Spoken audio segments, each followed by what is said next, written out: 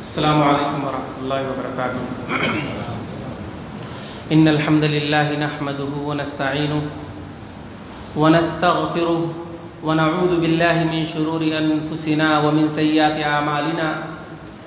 من يهده الله فلا مضل له ومن يضلل فلا هادي له.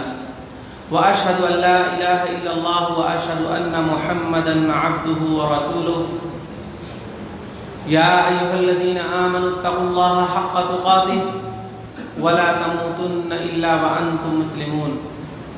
يا أيها الناس اتقوا ربكم الذي خلقكم من نفس واحدة وخلق منها زوجها وبث منهما رجالا كثيرا ونساء واتقوا الله الذي تساءلون به والأرحام إن الله كان عليكم رقيبا. يا أيها الذين آمنوا اتقوا الله وقولوا قولا سديدا يصلح لكم أعمالكم ويغفر لكم ذنوبكم ومن يطع الله ورسوله فقد فاز فوزا عظيما. أما بعد فإن خير الحديث كتاب الله وخير الهدي هدي محمد صلى الله عليه وسلم وشر الأمور محدثاتها وكل محدثة بدعة وكل بدعة ضلالة وكل ضلالة في النار. أعوذ بالله من الشيطان الرجيم. بسم الله الرحمن الرحيم. ألف لام ميم. أحسب الناس أن يتركوا أن يقولوا آمنا وهم لا يفتنون ولقد فتنا الذين من قبلهم فليعلمن الله الذين صدقوا وليعلمن الكاذبين. وعن أبي يحيى سهيب بن سنان قال رسول الله صلى الله عليه وسلم عجبا لأمر المؤمن إن أمره كله خير وليس ذلك لأحد إلا لمؤمن إن أصابته سراء فشكر فكان خيرا له وإن أصابته ضراء صبر فكان خيرا له. رواه مسلم. محترم علماء کرام، حاضرین مسجد، دینی و ملی بھائیوں اور بزرگوں، ہر طرح کی تعریف، حمد و ثنا، بڑائی، بزرگی، عظمت و کبریائی اس اللہ رب العزت کے لیے لائق و زیبا ہے جو تنہا اس پوری کائنات کا خالق، مالک، مربی اور پالنہار ہے. بعدہ انگن لاتعداد بے شمار درود و سلام نازل ہوں اللہ رب العالمین کے بھیجے ہوئے تمام انبیاء علیہ الصلاۃ والتسلیم پر، خصوصاً نبی آخر الزماں احمد مجتبی محمد رسول اللہ صلی اللہ علیہ وسلم پر. محترم بھائیوں، اللہ رب العالمین نے اس دنیا کے اندر تمام بنی نوع انسانوں کو ایسی نعمتوں سے نوازا ہے کہ اگر ایک انسان اللہ رب العالمین کی ان عطا کردہ نعمتوں کو شمار کرنا چاہے، اللہ رب العالمین کی ان عطا کردہ نعمتوں کو گننا چاہے تو نہ وہ شمار کر سکتا ہے، نہ وہ تعداد میں لا سکتا ہے، نہ اسے وہ گن سکتا ہے.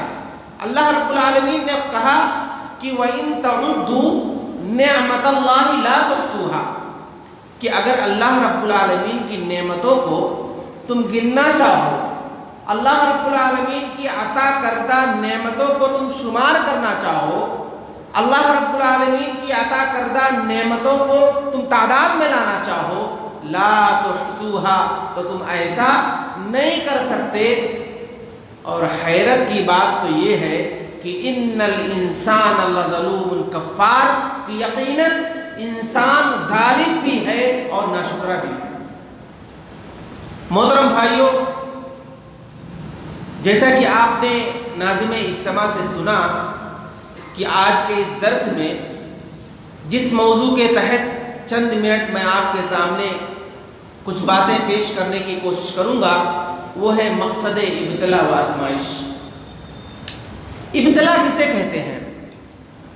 ابتلا کا مطلب ہوتا ہے امتحان، آزمائش۔ یہ امتحان، یہ دنیاوی امتحان جس سے ہر شخص گزرتا ہے۔ ایک طالب علم پڑھنے والا جو ہوتا ہے وہ اسکول میں پڑھتا ہے، وہ بھی امتحان سے گزرتا ہے۔ یہ ابتلا و آزمائش یہ اللہ رب العالمین کا قانون ہے، اللہ رب العالمین کا طریقہ ہے، اللہ رب العالمین کی سنت ہے۔ جیسا کہ خود اللہ رب العالمین نے کہا کہ الذی خلق الموت والحیات لیبلوکم ایکم احسن عملا، کہ اللہ رب العالمین نے موت کو پیدا کیا، اللہ رب العالمین نے زندگی کو پیدا کیا، اور موت و زندگی کو پیدا کرنے کا جو مقصد بتلایا، کہا لیبلوکم ایکم احسن عملا، کہ اللہ رب العالمین نے اس دنیا کے اندر تمہیں پیدا کیا، تمہارا وجود بخشا، تو اس کا مقصد یہ ہے لیبلوکم ایکم احسن عملا، کہ تاکہ وہ تمہیں آزمائے کہ تم میں سے کون شخص وہ ہے جو عمل کے اعتبار سے اچھا ہے۔ یہ اللہ رب العالمین نے مقصد بتلایا کہ انسان کے اس دنیا میں پیدا کرنے کا یہی مقصد ہے کہ اللہ رب العالمین امتحان لینا چاہتا ہے، اللہ رب العالمین تمہیں آزمائش میں ڈالنا چاہتا ہے۔ یہ اللہ رب العالمین کا مقصد ہے۔ یہ دنیا دار الابتلاء ہے، یہ دار الامتحان ہے، یہ امتحان کا گھر ہے، یہ امتحان کی دنیا ہے، یہ آزمائش کی دنیا ہے۔ جب یہ امتحان اللہ رب العالمین کسی فاسق اور فاجر کے ذریعے سے لیتا ہے تو اس کے کچھ اور اہداف اور مقاصد ہوتے ہیں، مگر یہ امتحان اللہ رب العالمین جب اپنے مومن بندوں سے لیتا ہے تو اس کے کچھ اور اہداف اور مقاصد ہوتے ہیں۔ اللہ کے نبی صلی اللہ علیہ وسلم نے بیان فرمایا، عجبا لامر المؤمن کلہ، مومن کا معاملہ بڑا ہی عجیب و غریب ہوتا ہے، اس کے ہر معاملے میں خیر ہی خیر ہوتا ہے۔ مومن ان امرہ کلہ خیر ولیس ذلک لأحد الا لمؤمن ان اصابته سراء شکر فکان خیر اللہ۔ مومن کا معاملہ یہ ہے کہ جب اللہ رب العالمین اسے نعمتیں عطا کرتا ہے، اللہ رب العالمین اسے نعمتیں نوازتا ہے، تو جو مومن ہوتا ہے اس کا معاملہ یہ ہوتا ہے کہ اللہ رب العالمین کا اس نعمت کو پا کر کے شکر ادا کرتا ہے، فَقَانَ خَيْرًا لَهُ، تو اس میں مومن کے لیے بہتری ہے۔ وَإِنْ أَصَابَتْهُ ضَرَّاءٌ، کہ اگر کسی مومن کو کوئی تکلیف پہنچتی ہے، وہ اگر پریشان ہو جاتا ہے، کسی ایسے امتحان میں وہ پھنس جاتا ہے جس میں اسے پریشانی لاحق ہوتی ہے، صبر، تو مومن جو ہوتا ہے وہ صبر کرتا ہے۔ اللہ کے نبی صلی اللہ علیہ وسلم نے کہا فَقَانَ خَيْرًا لَهُ، تو اس میں اس کے لیے بہتری ہے۔ تو یہ مومن جو ہوتا ہے وہ ہر معاملے میں اللہ رب العالمین کا شکر ادا کرتا ہے، اللہ رب العالمین کا شکر ادا کرتا ہے، مصیبت میں بھی صبر کر کے، اور اسی طریقے سے نعمتوں کو پا کر کے اللہ رب العالمین کا شکر ادا کرتا ہے۔ تو پتہ یہ چلا کہ یہ ابتلا اور آزمائش یہ اللہ رب العالمین کا قانون ہے، اللہ رب العالمین کی سنت ہے، اللہ رب العالمین اپنے بندے کو آزماتا ہے، جیسا چاہتا ہے آزماتا ہے۔ جیسا کہ اللہ رب العالمین نے قرآن مجید کے اندر ایک مقام پر یوں بیان فرمایا، کہا الف لام میم احسب الناس ان یترکوا ان یقولوا آمنا وهم لا یفتنون، کیا لوگوں نے یہ گمان کر رکھا ہے کہ ایمان لانے کے بعد وہ ایسے ہی ان کو چھوڑ دیا جائے گا؟ احسب الناس ان یترکوا ان یقولوا آمنا وهم لا یفتنون، کہ جن لوگوں نے اپنی زبان سے یہ کہا کہ ہم ایمان لے آئے، ہم مومن ہیں، تو کیا ان کے اس زبانی دعوے کے بعد ان کو ایسے ہی چھوڑ دیا جائے گا، انہیں آزمایا نہیں جائے گا؟ وَلَقَدْ فَتَنَّا الَّذِينَ مِن قَبْلِهِمْ، اے نبی صلی اللہ علیہ وسلم آپ ان لوگوں سے کہہ دیجئے کہ ہم نے آپ سے پہلے کی امتوں کو بھی آزمایا، آپ سے پہلے جو انبیاء اور رسل گزرے ہم نے ان کا بھی امتحان لیا، ہم نے انہیں بھی آزمایا، اور آپ سے پہلے کی جو امتیں گزر چکی ہیں ہم نے انہیں بھی آزمایا۔ اور پھر آزمائش کا مقصد کیا بتلایا؟ کہا امتحان لینے کا مقصد یہ ہے، تمہیں آزمائش میں ڈالنے کا مقصد یہ ہے کہ فَلَيَعْلَمَنَّ اللَّهُ الَّذِينَ صَدَقُوا وَلَيَعْلَمَنَّ الْكَاذِبِينَ۔ اللہ رب العالمین لوگوں کا امتحان لے کر کے، لوگوں کو آزمائش میں ڈال کر کے یہ جاننا چاہتا ہے کہ تم میں حقیقی مومن کون ہے اور جھوٹا مومن کون ہے جو صرف ایمان کا اپنی زبان سے دعویٰ کر رہا ہے۔ تو امتحان اور آزمائش کا جو مقصد اللہ رب العالمین نے بتلایا وہ یہ قرآن مجید کے اندر بتلایا کہ اللہ رب العالمین امتحان لے کر کے تمہیں دیکھنا چاہتا ہے کہ تم اپنی زبان سے یہ تو دعویٰ کرتے ہو کہ ہم مومن ہیں، ہم ایمان والے ہیں، ہم مسلمان ہیں، ہم فلاں ہیں، تو کیا تم اپنے دعوے میں سچے ہو؟ اسی لیے اللہ رب العالمین دنیا کے اندر تمہاری آزمائش کرتا ہے، تمہارا امتحان لیتا ہے، کبھی کبھار تمہیں مصیبتوں میں سے دوچار کرتا ہے، کبھی کبھار تمہیں پریشانیاں اللہ رب العالمین دیتا ہے، یہ دیکھنے کے لیے، جیسے کہ اللہ رب العالمین نے سورہ بقرہ کے اندر کیا کہا؟ وَلَنَبْلُوَنَّكُمْ بِشَيْءٍ مِّنَ الْخَوْفِ وَالْجُوعِ وَنَقْصٍ مِّنَ الْأَمْوَالِ وَالْأَنفُسِ وَالثَّمَرَاتِ وَبَشِّرِ الصَّابِرِينَ۔ اے نبی صلی اللہ علیہ وسلم آپ کہہ دیجئے کہ وَلَنَبْلُوَنَّكُمْ بِشَيْءٍ مِّنَ الْخَوْفِ، ہم تمہیں خوف کے ذریعے سے آزمائیں گے۔ تمہاری حالت یہ ہوگی کہ تم اپنے گھروں کے اندر اگر تنہا ہوگے تو بھی تم خوف زدہ ہوگے، اگر تم اپنے گھر سے نکل کر کے مارکیٹ کے اندر آؤ گے تو تم بھی وہاں پر بھی خوف زدہ ہوگے، اور خوف کی حالت ایسی ہوگی کہ یہ تمہارے جو کلیجے ہیں یہ تمہارے منہ کو آ جائیں گی، تم پریشان حال رہو گے، تنہا رہو گے تب بھی تمہیں ڈر محسوس ہوگا، لوگوں کی مجلس میں بیٹھو گے تب بھی تمہیں ڈر محسوس ہوگا۔ اللہ نے کہا ہم تمہیں خوف کے ذریعے سے آزمائیں گے، اور آگے کہا والجوع، اور تمہیں ہم بھوکا رکھ کے آزمائیں گے۔ کبھی کبھار تمہارے پاس ایسے حالات آ جائیں گے، تمہارے گھروں کے اندر ایسے حالات آ جائیں گے کہ تم ایک ایک روٹی کے ترسو گے، ایک ایک بوند پانی کے تم ترس جاؤ گے، تمہیں پانی نہیں میسر ہوگا، تمہیں کھانا میسر نہیں ہوگا، تم محتاج رہو گے، دوسروں کے سامنے ہاتھ پھیلاؤ گے۔ اللہ نے کہا ایسا بھی وقت تمہارے اوپر آنے والا ہے، ہم بھوک کے ذریعے سے تمہیں آزمائیں گے۔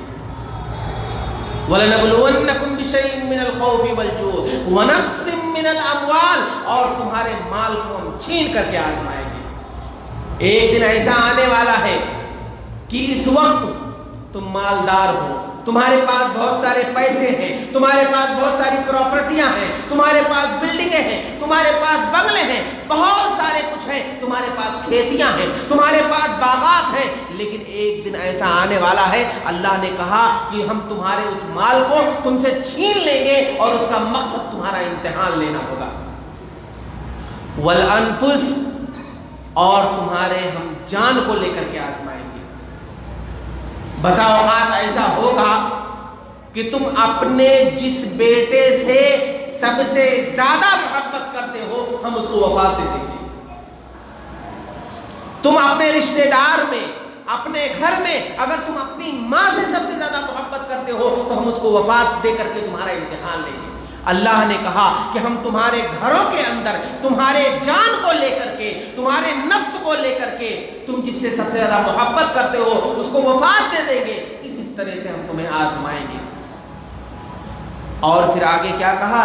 وَبَشِّرِ الصَّابِرِينَ، صبر کرنے والوں کے لیے خوشخبری ہے، صبر کرنے والوں کے لیے بشارت ہے، صبر کرنے والوں کے لیے جنت ہے۔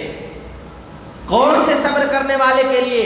الذین اذا اصابتهم مصیبت قالوا انا للہ وانا الیہ راجعون، جب انہیں کوئی پریشانی آتی ہے، جب انہیں کوئی مصیبت لاحق ہوتی ہے، جب وہ کسی مصیبت کے اندر مبتلا ہو جاتے ہیں تو ایسی صورت میں جزا و فضا نہیں کرتے ہیں، روتے اور چلاتے نہیں ہیں، نوحہ اور ماتم نہیں کرتے ہیں، ان کا معاملہ یہ ہوتا ہے کہ وہ اپنی زبان سے انا للہ وانا الیہ راجعون پڑھتے ہیں۔ ایسے لوگوں کے لیے اللہ رب العالمین نے کیا وعدہ کیا؟ کہا ایسے لوگوں کے لیے بشارت ہے، جنت کی بشارت ہے اور مغفرت کی بشارت ہے۔ میرے بھائیوں، تو ان آیتوں سے جو چند دو آیتیں اور ایک حدیث میں نے آپ کے سامنے پڑھی، اس کا ترجمہ کر کے سمجھانے کی کوشش یہ کی ہے کہ آدمی کوئی بھی شخص ہو جو اس دنیا کے اندر آیا ہے، چاہے وہ فاسق ہو یا فاجر ہو یا مومن ہو، مسلمان ہو کافر ہو، کوئی بھی شخص ہو، اللہ رب العالمین ہر آدمی کو آزمائے گا۔ جیسا کہ میں نے کہا کہ جب اللہ رب العالمین اپنے فاسق و فاجر اور کافر بندے کا امتحان لیتا ہے تو اس کے مقاصد کچھ اور ہوتے ہیں۔ جب مومن بندہ، مسلمان بندہ، متقی بندہ، پرہیزگار بندہ جب اللہ رب العالمین ان کا امتحان لیتا ہے تو اس کے مقاصد کچھ اور ہوتے ہیں۔ میرے بھائیوں، جیسے کہ میں نے آپ کے سامنے بیان کیا کہ فَلَيَعْلَمَنَّ اللَّهُ الَّذِينَ صَدَقُوا، اللہ رب العالمین امتحان لے کر کے یہ بھی دیکھنا چاہتا ہے کہ تم میں سچا مومن اور مسلمان کون ہے اور جھوٹا مومن کون ہے جو صرف زبان سے دعویٰ کر رہا ہے۔ آئیے میں آپ کو اس کی ایک مثال دیتا ہوں۔ غزوہ احزاب، جس کا دوسرا نام غزوہ خندق ہے، ہم سب جانتے ہیں کہ غزوہ احزاب کا وہ موقع جو اتنا ہی خطرناک موقع تھا، جس وقت کافروں کی تعداد تقریباً 10 سے 12 ہزار کی تعداد میں جو مدینہ پر حملہ آور ہونے کے لیے مکہ سے آئے تھے، اور اس وقت معاملہ ایسا تھا کہ صرف اور صرف کافر ہی اس لشکر میں شمار نہیں تھے، بلکہ کافروں کے ساتھ یہودی بھی مل گئے تھے۔ یہودی اور کافر کفار قریش مل کر کے مدینہ پر حملہ کرنے کی کوشش کی، اور یہی نہیں بلکہ معاملہ یہ ہوا کہ مدینہ کے اندر ایک قبیلہ جسے بنو قریظہ کے نام سے ہم جانتے ہیں، وہ بھی مسلمانوں کی مخالفت کر دیا۔ اب آگے بھی دشمن، پیچھے بھی دشمن، دائیں بھی دشمن، بائیں بھی دشمن، ہر طرف سے دشمنوں نے مسلمانوں کا محاصرہ کر لیا، انہیں گھیر لیا۔ یہ سمجھیے کہ مسلمان چکی کے دو پاٹوں کے درمیان آ گیا تھا، بالکل بس صرف اتنا باقی تھا، پسنا ہی باقی تھا۔ کیا ہوا معاملہ؟ جب مسلمان ایک طرف سے یہودی دشمن، بنو قریظہ والے مسلمانوں کے دشمن، کفار قریش دشمن، اور ایک ساتھ سب حملہ آور ہونے کے لیے مدینہ پر کھڑے ہو گئے، مسلمان پریشان ہو گئے۔ اور ایسی صورت میں جب اللہ رب العالمین نے ان کا امتحان لیا تو کھل کر کے سامنے آ گیا جو اس مجلس میں اور مسلمانوں کے لشکر میں کچھ ایسے لوگ تھے جن کے دل میں نفاق تھا، منافق تھے۔ ان لوگوں نے کیا کہا ما وعدنا اللہ ورسولہ الا غرورا، کہ اللہ اور اس کے رسول کے جتنے بھی نجات دلانے کے وعدے تھے سب کے سب جھوٹے نکلے، اور بہانہ بنانے لگے، مسلمانوں کے سامنے عذر پیش کرنے لگے اور کہا ان بیوتنا عورا، کہ ہمارے گھر تو اب خطرے میں ہے، ہمارے بیوی اور بچے خطرے میں ہیں، ایک طرف کافر کھڑا ہوا ہے، کافروں کا لشکر ہے، یہودیوں کا لشکر ہے، بنو قریظہ کا لشکر ہے، اب اللہ کی مدد آنے والی نہیں ہے، ہمارے گھر خطرے میں ہے، ہم جا رہے ہیں، ہم کو یہاں سے جانے دو، ہمیں اپنے بچوں کی حفاظت کرنا ہے، اپنی بیوی کی حفاظت کرنا ہے، اپنے مال و دولت کی حفاظت کرنا ہے، ہم یہاں نہیں رک سکتے۔ اللہ کے نبی صلی اللہ علیہ وسلم کی مجلس میں یہ اعلان کرتے ہوئے نکلنے لگے، اور جو مومن تھے، جو حقیقی معنوں میں مسلمان تھے، انہوں نے کیا کہا؟ هذا ما وعدنا الله ورسوله وصدق الله ورسوله وما زادهم الا ایمانا وتسلیما، کہا اللہ رب العالمین نے کیا جو وعدہ ہے، اللہ کے نبی صلی اللہ علیہ وسلم کا جو وعدہ ہے، هذا ما وعدنا الله ورسوله وصدق الله ورسوله، اللہ اور اس کے رسول کا جو وعدہ ہے، جو اللہ نے کیا ہے، یقیناً وہ سچا وعدہ ہے۔ یہی وجہ تھی کہ اللہ رب العالمین امتحان لینا چاہتا تھا۔ غزوہ احزاب کے ذریعے سے اللہ رب العالمین نے لوگوں کے سامنے یہ بات کھول کر کے واضح کر دیا کہ اے نبی صلی اللہ علیہ وسلم، آپ کی مجلس میں جو لوگ ایمان اور مسلمان کا لبادہ اوڑھ کر کے آپ کے سامنے آ کر کے ایسی باتیں کہتے ہیں ان یقولوا آمنا، کہ ہم ایمان لے آئے، ہم مومن ہیں، ہم مسلمان ہیں، پتہ یہ چلا کہ جب آزمائش کی بھٹی میں ڈالے گئے اور جب ان کا امتحان لیا جانے لگا تو پتہ چل گیا کہ کون منافق ہے اور کون مسلمان ہے۔ اللہ رب العالمین نے اسی مجلس کے اندر واضح کر دیا۔ تو اللہ رب العالمین کے امتحان لینے کا ایک مقصد یہ بھی ہے کہ اللہ رب العالمین اپنے بندوں کو آزماتا ہے۔ آج ہم مسلمانوں کا معاملہ کیا ہے؟ آج ہمارا معاملہ یہ ہے کہ ہم بیمار ہو گئے، عقیدے سے فوراً ہاتھ دھو بیٹھے۔ ہم بیمار ہو گئے، کوئی مزار ہمیں یاد آ گیا۔ ہم بیمار ہو گئے، گلے میں تعویذ لٹکا لی۔ یہ ہماری حالت ہے کہ جیسے ہی ہمیں کوئی پریشانی ہوتی ہے، کوئی مصیبت آتی ہے، فوراً ہمیں کوئی نہ کوئی پیر یاد آ جاتا ہے، کوئی نہ کوئی مزار یاد آ جاتا ہے، فوراً وہاں جا کر کے ایک تعویذ لے کر کے اپنے گلے میں لٹکا لیے، اپنے کمر میں پہن لیے، اپنے ہاتھ میں پہن لیے۔ یہ ہمارا معاملہ ہے۔ مصیبت آتے ہی اللہ کو یاد نہیں کرتے ہیں، فوراً تعویذ اپنے گلے میں لٹکا لیتے ہیں کہ یہ مصیبت کا حل ہے۔ میرے بھائیوں، اللہ رب العالمین اپنے بندوں کو آزماتا ہے، ہر طرح سے آزماتا ہے۔ اور ایک بات اور آپ یاد لیں کہ اللہ رب العالمین اپنے ان بندوں سے جن سے سب سے زیادہ محبت کرتا ہے، سب سے زیادہ ان کا امتحان لیتا ہے۔ اللہ کے نبی صلی اللہ علیہ وسلم نے بیان فرمایا کہ ان اشد الناس ابتلاء الانبیاء ثم الامثل فالامثل، کہ سب سے زیادہ اگر اللہ رب العالمین نے لوگوں میں سب سے زیادہ اگر کسی کو آزمایا ہے، اللہ نے سب سے زیادہ اگر کسی کا امتحان لیا ہے تو وہ انبیاء کی جماعت ہے۔ سب سے زیادہ اگر کسی کو آزمائش میں ڈالا ہے تو وہ انبیاء کی جماعت ہے، نبیوں کی جماعت ہے۔ ثم الامثل فالامثل، اس کے بعد جو تقوی میں سب سے زیادہ ہو، تقوی میں سب سے زیادہ ہوگا، اللہ رب العالمین اس بندے کو آزمائے گا۔ تو اگر امتحان اور اسی طریقے سے آزمائش ہمارے اوپر آتی ہے تو ہمیں گھبرانے کی ضرورت نہیں ہے، اس لیے کہ اللہ رب العالمین آزمائش میں امتحان ایسے بندے کا لیتا ہے جس سے سب سے زیادہ محبت کرتا ہے۔ اس کی آپ مثال دیکھیں، نبی کریم صلی اللہ علیہ وسلم کی زندگی کو آپ دیکھیں۔ نبی کریم صلی اللہ علیہ وسلم کی زندگی کے اندر کتنی آزمائشیں ہیں، کتنے امتحانات آئے۔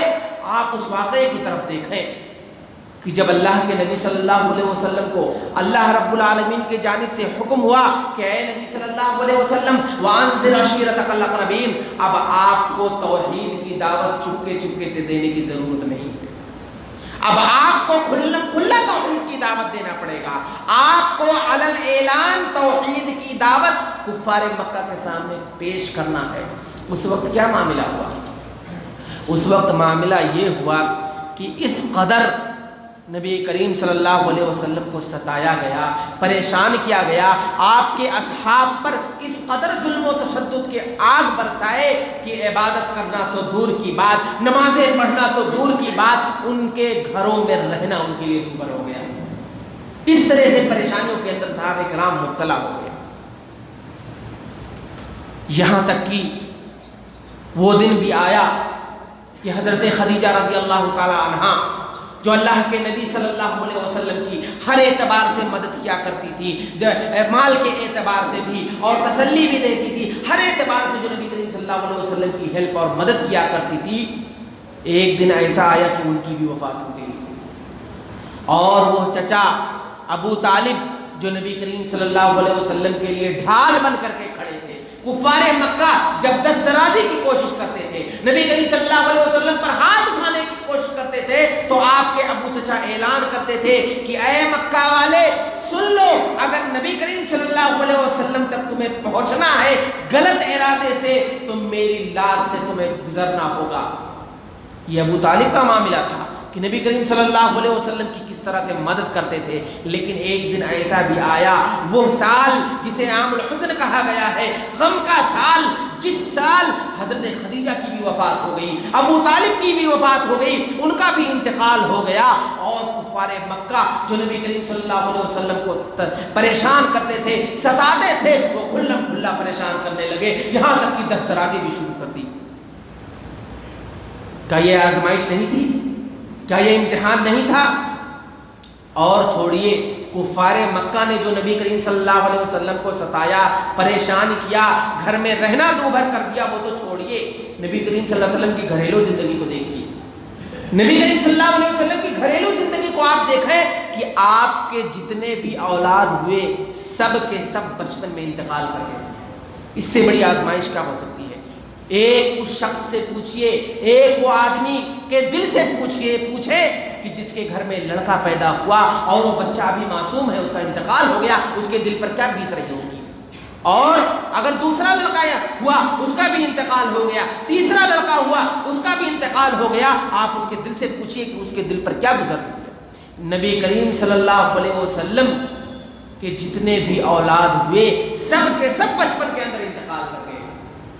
اور رہی بات بیٹیوں کا معاملہ، نبی کریم صلی اللہ علیہ وسلم کی بیٹیوں کا معاملہ آپ دیکھیں کہ 4 بیٹیاں سب کے سب جوانی میں انتقال کر گئیں، سب کے سب جوانی میں انتقال کر گئیں.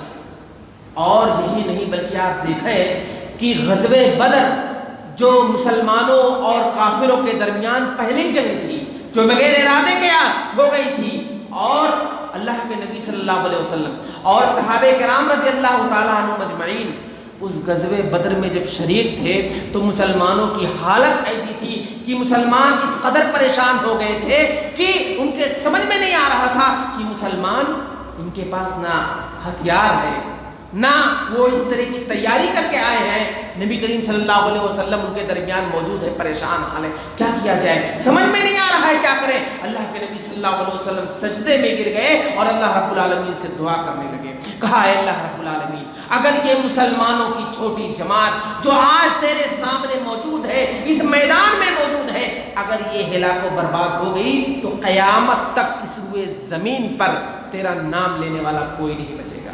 اللہ رب العالمین نے تسلی دیا اور کہا سیہزم الجمع ویولون الدبر، ان قریب یہ جماعت جو آئی ہے یہ ہار جائے گی اور پیٹ پھیر کر بھاگ جائے گی.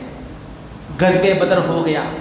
غزوہ بدر جس کے اندر صحابہ کرام اتنا زیادہ پریشان حال تھے اور خود نبی کریم صلی اللہ علیہ وسلم پریشان حال تھے کہ کیا ہوگا، یہ چھوٹی سی جماعت جو تقریباً 313 کی تعداد ہے، اس کا کیا ہوگا. ایک طرف 1000 کا لشکر، وہ بھی ساز و سامان کے ساتھ. یہ مصیبت ٹلا ہی نہیں تھا کہ غزوہ بدر جیسے تیسے ختم ہوا اور آپ بدر کے میدان سے مدینہ کی جانب واپس ہوتے ہیں. کیا خبر ملتی ہے کہ آپ کی بیٹی حضرت زینب کا انتقال ہو گیا اور ان کو دفن کر دیا گیا.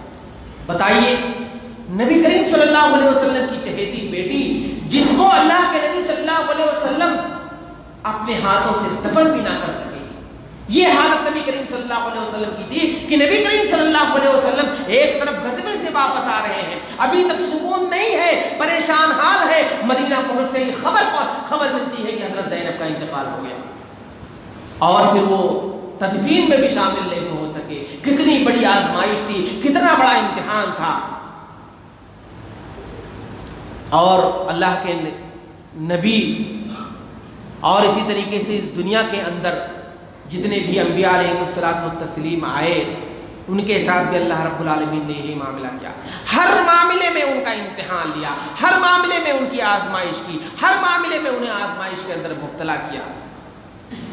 آپ حضرت ابراہیم علیہ السلام کی زندگی کو دیکھیں. ابراہیم علیہ السلام کے بارے میں تو اللہ رب العالمین نے قرآن مجید کے اندر کہا وَإِذِ ابْتَلَىٰ إِبْرَاهِيمَ رَبُّهُ بِكَلِمَاتٍ فَأَتَمَّهُنَّ، کہ یاد کرو ابراہیم علیہ السلام کو، ابراہیم علیہ السلام کی زندگی کو تم یاد کرو کہ اللہ رب العالمین نے جب انہیں آزمائش میں ڈالا، جب ان کا امتحان لینا چاہا، فَأَتَمَّهُنَّ، تو اللہ رب العالمین کی آزمائش میں پورے اترے.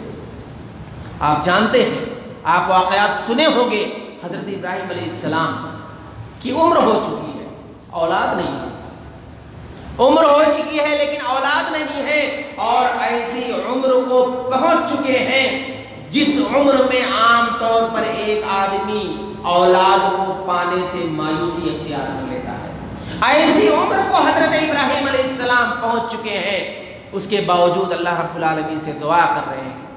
اللہ رب العالمین نے انہیں اولاد تو دیا، کہا فبشرناہ بغلام حلیم، کہ ابراہیم ہم تمہیں ایک نیک اور بردبار بیٹے کی خوشخبری دے رہے ہیں۔ ابراہیم علیہ السلام کو جب اللہ رب العالمین نے بیٹے سے نوازا، ان کا امتحان لینا شروع کر دیا، اور اس سے پہلے بھی ایسا نہیں کہ ابراہیم علیہ السلام امتحان اور آزمائش سے نہیں گزرے۔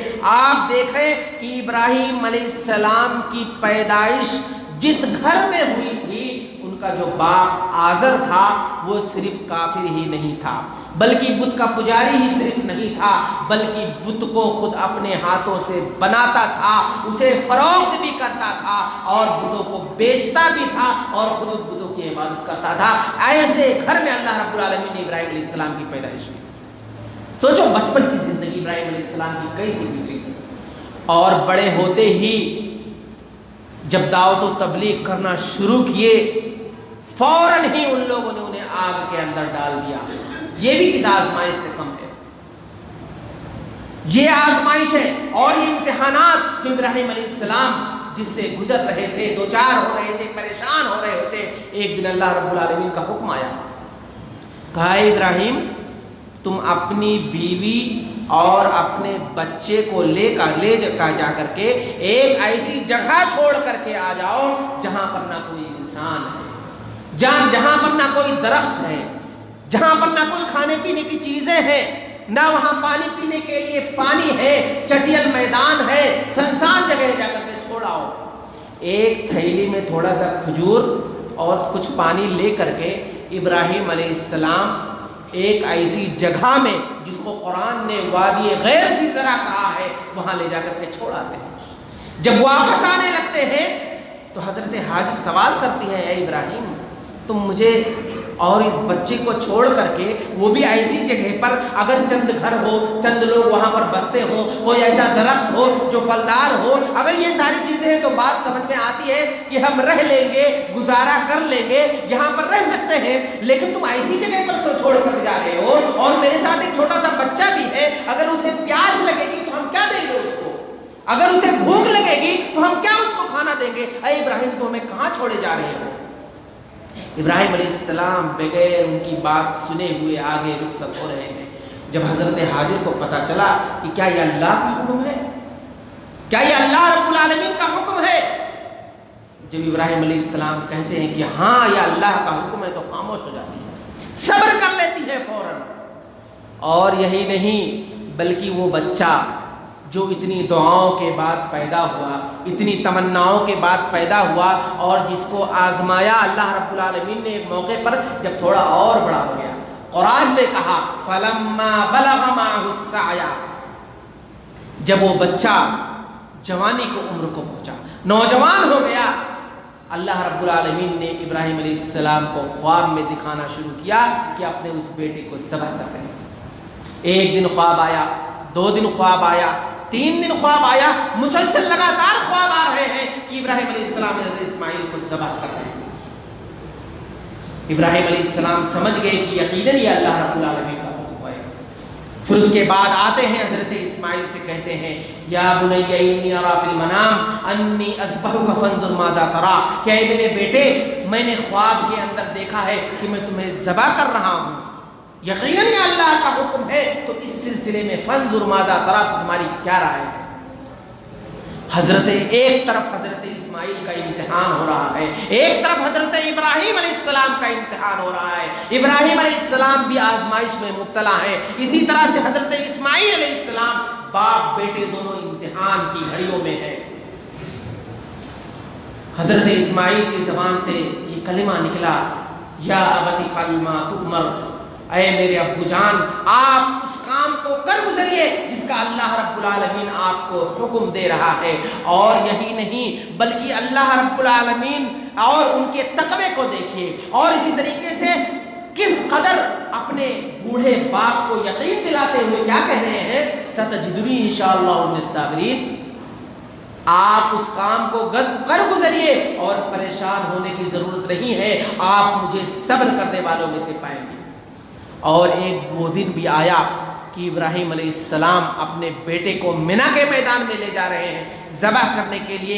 ایک طرف شیطان وسوسہ ڈال رہا ہے اور اسی طریقے سے ابراہیم علیہ السلام کے پاس آ رہا ہے، کہہ رہا ہے تم اپنے بیٹے کو ذبح کرنے جا رہے ہو۔ ایک طرف اسماعیل علیہ السلام کے پاس آ رہا ہے اور کہہ رہا ہے تمہارے باپ اتنے سخت دل کہ جو تم کو ذبح کرنے جا رہے ہیں۔ اس طرح سے وہ بہکاویوں میں لگا ہوا ہے۔ ابراہیم علیہ السلام کا امتحان ہو رہا ہے، اسماعیل علیہ السلام بھی اسی امتحان کی گھڑیوں میں مبتلا ہے۔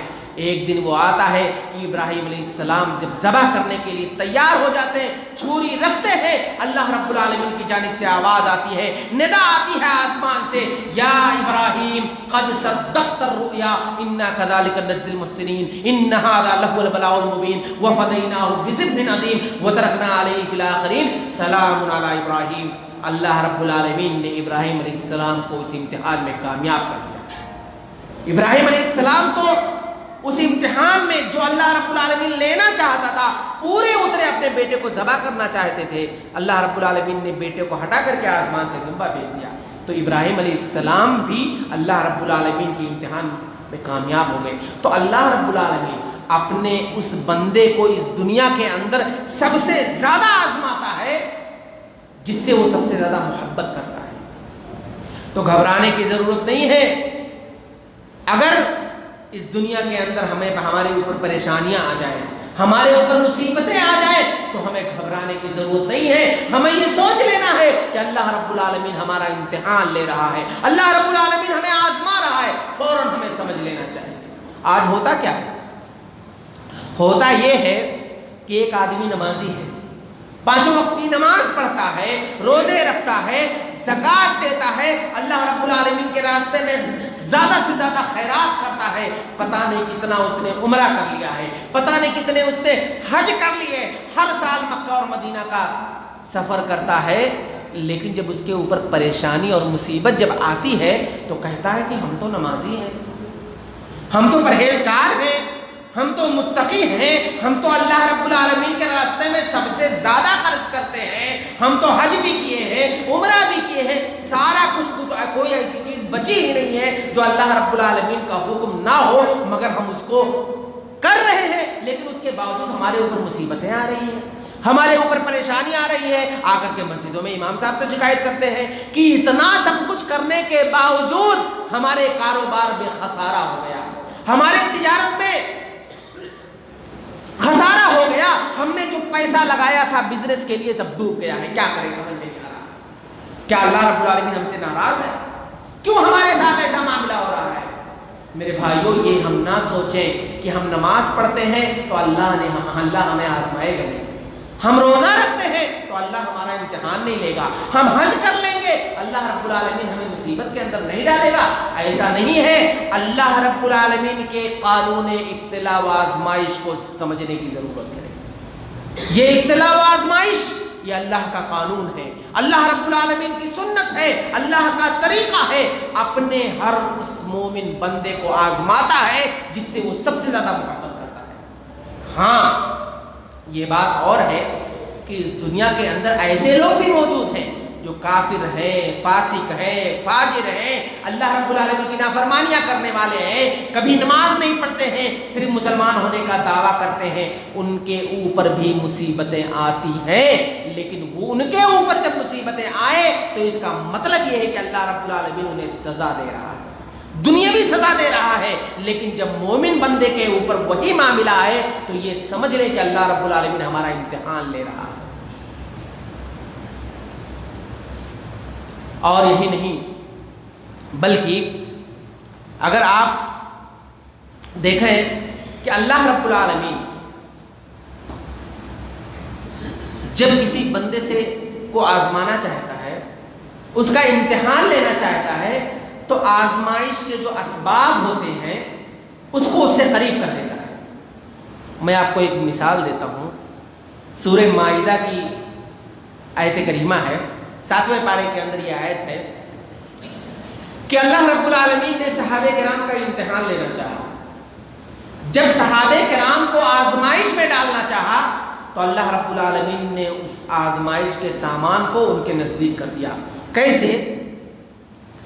صحابہ کرام نے عمرہ کا ارادہ کیا، اور عمرہ کرنے سے پہلے جب وہ لوگ احرام پہننا شروع کیے، اللہ رب العالمین نے اعلان کر دیا، کہا یا ایھا الذین آمنوا لیبلونکم اللہ بشیء من الصید۔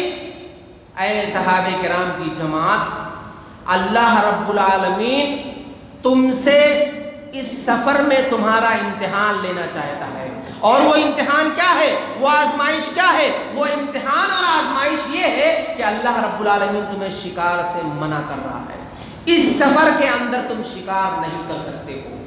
اور یہ بات ہم سب جانتے ہیں کہ حج کرنے والا، عمرہ کرنے والا جب وہ عمرے کی نیت کر لے اور حج کی نیت کر لے، احرام کا لباس پہن لے، تو وہ آدمی شکار نہیں کر سکتا ہے، شکار کیے ہوئے گوشت کو بھی نہیں کھا سکتا ہے۔ اللہ رب العالمین نے اس کے لیے ناجائز قرار دیا ہے۔ اور صحابہ کرام کا معاملہ یہ تھا کہ صحابہ کرام میں سب سے زیادہ یہ لوگ شکار کے شوقین تھے۔ یہ لوگ شکار کے لیے نکلتے تھے تو بہت زیادہ شوق رکھتے تھے شکار کا۔ لیکن اللہ رب العالمین نے جب ان لوگوں نے عمرے کا ارادہ کیا، احرام پہن کر کے مدینہ سے مکہ کی جانب روانہ ہونے لگے، اللہ رب العالمین نے ان کا امتحان لیا، اور ان کا امتحان ایسے ہی نہیں لیا بلکہ آزمائش کے اسباب کو ان کے سامنے کر دیتا ہے۔ جیسے کہ میں نے کہا، روایت کے اندر آتا ہے کہ صحابہ کرام جس پرندے کا سب سے زیادہ شکار کرنے کا شوق رکھتے تھے، سب سے زیادہ جس پرندے کو پسند کرتے تھے، جب وہ احرام پہن لیے، تلبیہ پکارنا شروع کر دیے اور محرم ہو گئے اور مکہ کی جانب رواں دواں ہیں، وہی پرندے ان کے سامنے آ رہے ہیں، اڑ اڑ کر کے ان کے سامنے آ رہے ہیں۔ اگر چاہتے تو اس پرندے کو، جس پرندے کو جب شکار کرنے کے لیے نکلتے تھے تو اسے تلاشنا پڑتا تھا، اسے ڈھونڈنا پڑتا تھا، محنتیں کرنا پڑتا تھا، مشقتیں کرنا پڑتا تھا اس پرندے کو حاصل کرنے کے لیے، جب احرام کی حالت میں ہیں اللہ نے منع کر دیا، احرام کی حالت میں تم شکار نہیں کر سکتے ہو، اور وہی جانور، وہی پرندے جس سے سب سے زیادہ محبت کر رہے ہیں ان کے سامنے موجود ہیں۔ صحابہ کرام دیکھ رہے ہیں، مسکرا رہے ہیں، چاہتے تھے تو اس پرندے کو اپنے ہاتھ سے پکڑ لیتے، لیکن اللہ نے منع کر دیا، کہا کہ جب تک تم احرام کی حالت میں رہو گے شکار نہیں کر سکتے، مجبور ہے نہیں کر سکتے۔ تو اللہ رب العالمین اپنے بندوں کو ایسے ہی آزماتا ہے، ان کا امتحان لیتا ہے، اور جب امتحان لیتا ہے تو ان آزمائش کے سامان کو ان کے سامنے کر دیتا ہے، اور پھر وہ بندہ جو حقیقی معنوں میں مومن ہوتا ہے، متقی ہوتا ہے، پرہیزگار ہوتا ہے، وہ اس چیز سے بچ جاتا ہے، اس کی طرف توجہ نہیں ہوتا ہے، دھیان نہیں دیتا ہے۔ لیکن جو منافق ہوتا ہے، جن کے دل میں نفاق ہوتا ہے، اور جو صرف مسلمان ہونے کا دعویٰ کرتا ہے، ایسا آدمی امتحان میں فیل ہو جاتا ہے۔ آپ اس کی مثال بھی دیکھیے، میں آپ کو دیتا ہوں۔ قرآن کریم کی آیت کریمہ 12ویں پارے کے اندر یہ آیت کریمہ ہے، وَاسْأَلْهُمْ عَنِ الْقَرْيَةِ الَّتِي كَانَتْ حَاضِرَةَ الْبَحْرِ إِذْ يَعْدُونَ فِي السَّبْتِ إِذْ تَأْتِيهِمْ حِيتَانُهُمْ يَوْمَ سَبْتِهِمْ شُرًّا وَيَوْمَ لَا يَسْبِتُونَ لَا تَأْتِيهِمْ كَذَلِكَ نَبْلُوهُمْ بِمَا كَانُوا يَفْسُقُونَ۔ اللہ رب العالمین نے حضرت موسیٰ علیہ السلام کی قوم بنو اسرائیل کو بھی آزمایا۔ کیسے آزمایا؟ ان کا امتحان کیسے لیا؟ بنو اسرائیل یہ مچھلی کے شکار کے بہت زیادہ شوقین تھے، مچھلی کا شکار یہ بہت زیادہ کرتے تھے، اور انہیں پسند بھی تھا کہ یہ مچھلی کا شکار کیا کریں۔ اللہ رب العالمین نے پابندی لگا دی، کہا کہ دیکھو ہفتے میں 7 دن، ایک دن تمہیں 6 دن تم جو چاہو کرو، 6 دن تمہیں اجازت ہے جاؤ مچھلی کا شکار کرو، لیکن اللہ رب العالمین تمہیں سنیچر کے دن مچھلی کا شکار کرنے سے منع کر رہا ہے۔ سنیچر کے دن تم مچھلی کا شکار نہیں کر سکتے ہو۔ اللہ رب العالمین نے بنو اسرائیل پر پابندی لگا دی۔ اب جب ان کو شکار کرنے کا شوق ہوتا تھا اور یہ چاہتے تھے شکار کرنے کے لیے، تو سنیچر کے علاوہ جب یہ اتوار کو نکلتے تھے یا اسی طریقے سے سوموار کو نکلتے تھے، سوموار سنیچر اتوار سے لے کر کے جمعہ تک جب یہ جاتے تھے مچھلی کا شکار کرنے کے لیے، انہیں ایک بھی مچھلی نہیں ملتی تھی، پریشان ہو مچھلی حاصل نہیں ہوتی تھی، لیکن جب سنیچر کا دن آتا تھا تو سمندر سے، اس دریا سے مچھلیاں کود کود کر کے دعوت نظارہ دیتی تھی۔ اب اللہ نے پابندی لگا دی، کہا سنیچر کے دن تم شکار نہیں کر سکتے۔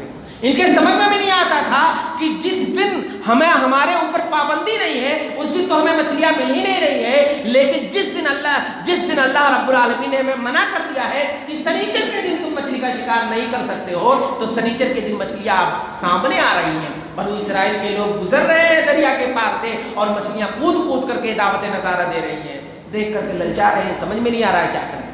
اللہ نے سنیچر کے دن پابندی لگا دی ہے، یہ اللہ رب العالمین امتحان لے رہا ہے۔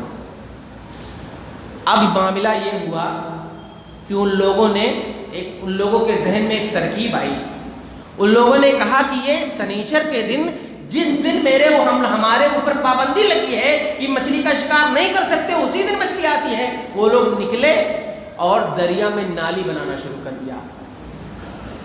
کئی ایک دن جمعہ کے دن، جمعرات کے دن یا اس طرح سے گئے اور دریا کے اندر کئی ایک نالی بنا دیے، اور ہر نالی کے پاس ایک گڑھا انہوں نے کھود دیا کہ اب جب سنیچر کے دن مچھلی جب خوب اوپر آئے گی تو ہم تو اس دن پکڑ نہیں سکتے ہیں، تو جب اس نالی کے پاس مچھلی آئے گی تو بہ کر کے اس گڈھے کے اندر آئے گی۔ اس کے بعد وہ لوگ کیا کرتے تھے، اتوار کے دن جا کر کے اس مچھلی کو لے لیتے تھے اور کہتے تھے ہم نے سنیچر کے دن شکار کہاں کیا، ہم تو اتوار کے دن مچھلی پکڑ کر لے کر آئے ہیں۔ اور ان لوگوں نے یہ ترکیب بنائی، اللہ رب العالمین نے جواب دیا، کہا یخادعون اللہ وهو خادعون، یہ اللہ کو دھوکہ دینا چاہتے ہیں، اس طرح کی باتیں کر کے یہ اللہ کو دھوکہ دینا چاہتے ہیں۔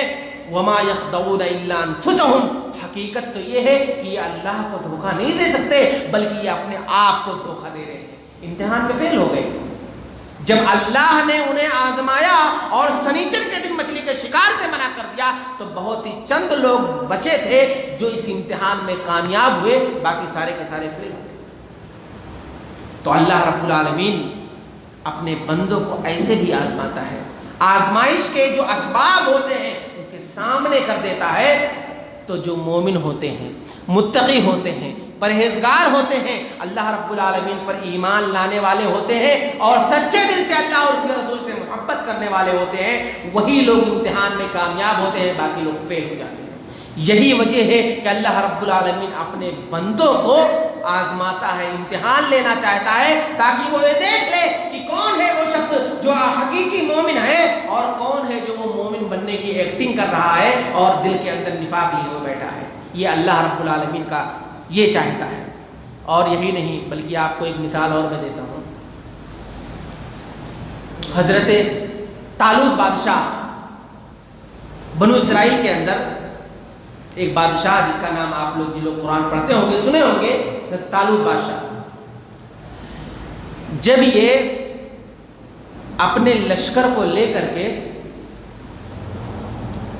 روانہ ہونے لگا، فلما فصل طالوت بالجنود قال ان الله مبتليكم بنهر فمن شرب منه فليس مني ومن لم يطعمه فانه مني الا من اغترف غرفه بيده فشربوا منه الا قليلا منهم۔ کہ جب طالوت بادشاہ اپنے لشکر کو لے کر کے دشمنوں پر حملہ آور ہونے کے لیے گزرنے والا تھا، اللہ نے پھر امتحان لیا اور اعلان کیا، کہا کہ اس سفر میں جو تم اپنے دشمن پر حملہ آور ہونے کے لیے نکل رہے ہو، اللہ رب العالمین تمہیں ایک نہر کے ذریعے سے آزمائے گا، یعنی اس سفر کے اندر تم لوگ پانی نہیں پی سکتے ہو۔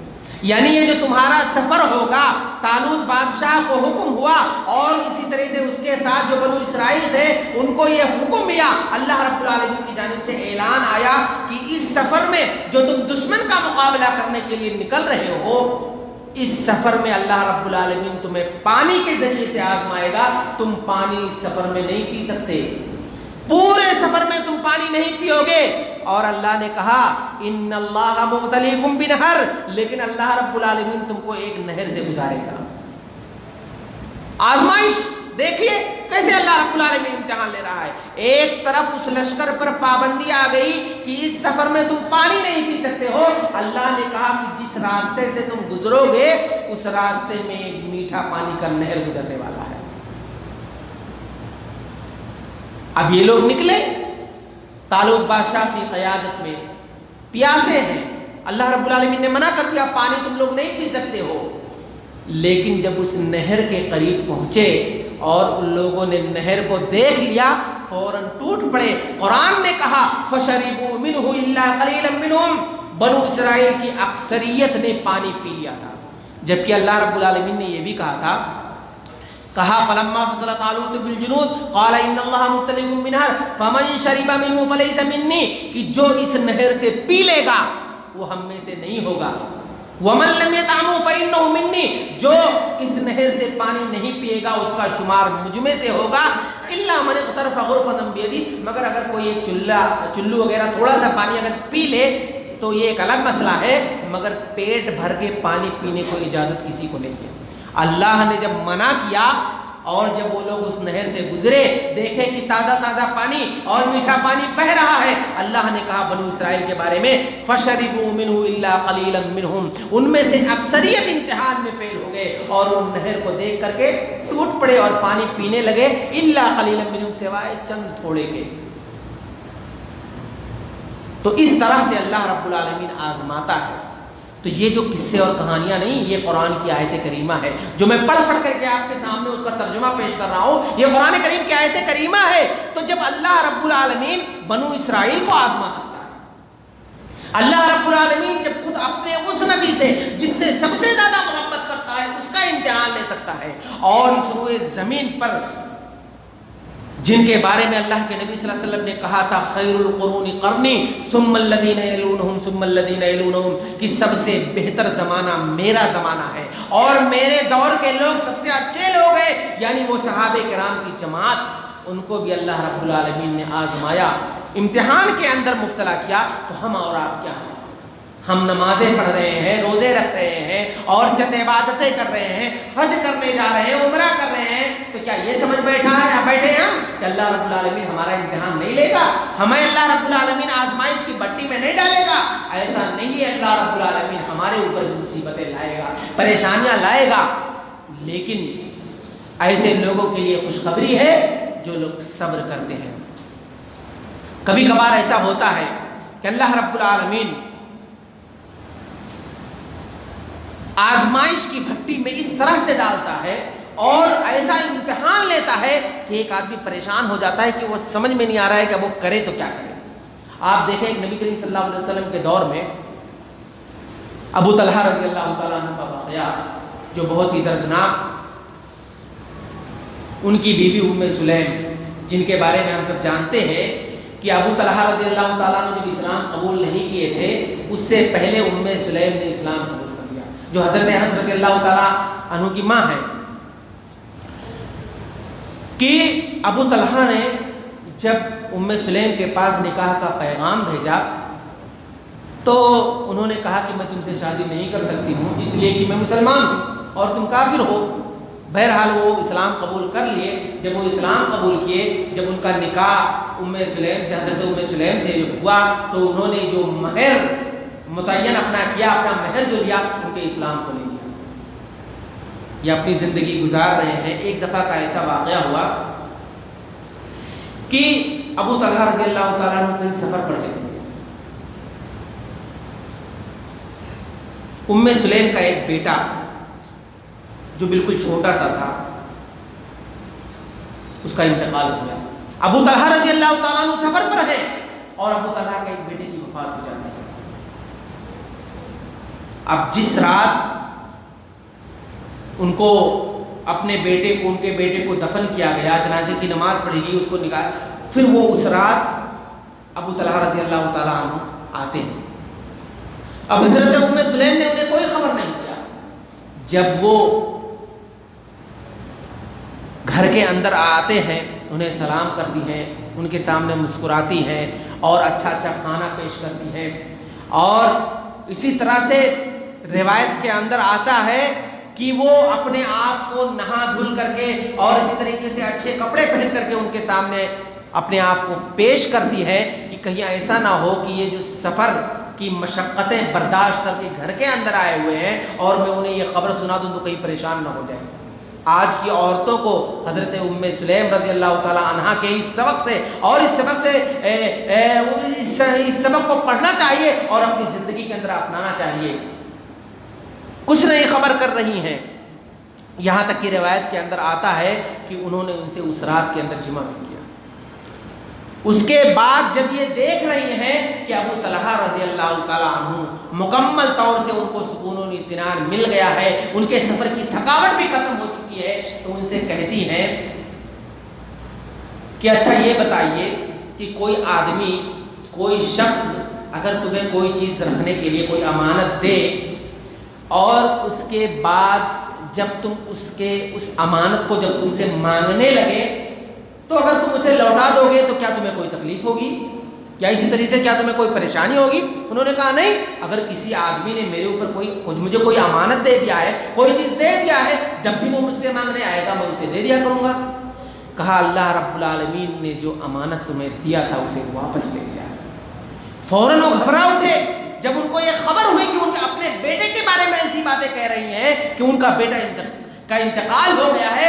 فوراً وہ پریشان حال ہو جاتے ہیں اور ام سلیم سے کہتے ہیں کہ تم نے مجھے اس سے پہلے کیوں نہیں بتایا؟ جب میں گھر میں آیا تب تم نے مجھے کیوں نہیں بتایا؟ اور اسی طرح سے تم میرے سامنے کھانا پیش کیا، یہاں تک کہ میں نے جمع بھی کیا اور اس وقت تک تم نے مجھے خبر نہیں دیا. بھاگتے ہوئے اللہ کے نبی صلی اللہ علیہ وسلم کے پاس جاتے ہیں.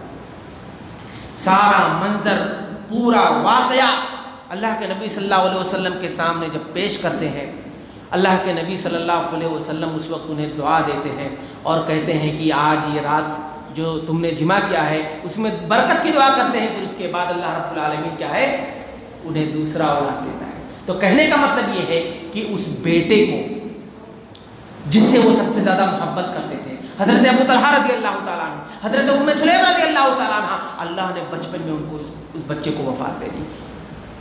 دونوں پریشان ہیں، سمجھ میں نہیں آ رہا ہے کیا کریں. لیکن جب اللہ رب العالمین کے اسی امتحان میں، اللہ رب العالمین کے اس آزمائش میں جب وہ پورے اتر گئے، اللہ رب العالمین نے کچھ دنوں کے بعد اس کا بدلہ دیا. تو ایسے ہی اللہ رب العالمین اپنے بندے کو آزماتا ہے، اپنے بندوں کا امتحان لیتا ہے. جب وہ بندہ اس پر صبر کرتا ہے، اللہ رب العالمین دنیا کے اندر بھی اسے بدلہ دیتا ہے. میرے بھائیوں، عام طور پر یہ ہوتا ہے کہ ایک آدمی کہتا ہے کہ آج صبح سے لے کر کے شام تک ہم نے مسجد میں گزارا، مسجد میں بیٹھا رہا، کسی کی غیبت نہیں کی، کسی کی چغلی نہیں کی اور کسی کو برا بھلا نہیں کہا اور اسی طرح سے کسی کو غلط نظر سے دیکھا نہیں. یہ کمال کی بات نہیں ہے. کمال کی بات تو یہ ہے کہ ایک آدمی بازار کے اندر جائے اور اسی طریقے سے بازار میں پھرے اور اسی طریقے سے چند لوگوں سے ملاقات ہو اور اسی طریقے سے بازار کے اندر مختلف قسم کے لوگوں سے ملے، پھر اس کے بعد انہیں غلط نگاہوں سے نہ دیکھے اور اسی طریقے سے اور گندی نظر سے نہ دیکھے اور اسی طریقے سے بچ کر کے بازار سے نکل کر کے اپنے گھروں کے اندر آ جائے. یہ اصل تقویٰ ہے، یہ اصل کمال ہے. مسجد میں بیٹھ کر کے آدمی کہے کہ میں بہت ہی اچھا ہوں، بہت ہی ٹھیک ہوں، یہ اصل تقویٰ نہیں ہے. میرے بھائیوں، تو کہنے کا مطلب یہ ہے، میرے اس درس کا خلاصہ یہی ہے کہ آپ یہ سمجھ لیں کہ اللہ رب العالمین نے اپنے ان بندوں کو امتحان کے اندر مبتلا کیا، انہیں آزمایا جن سے سب سے زیادہ محبت کرتا تھا.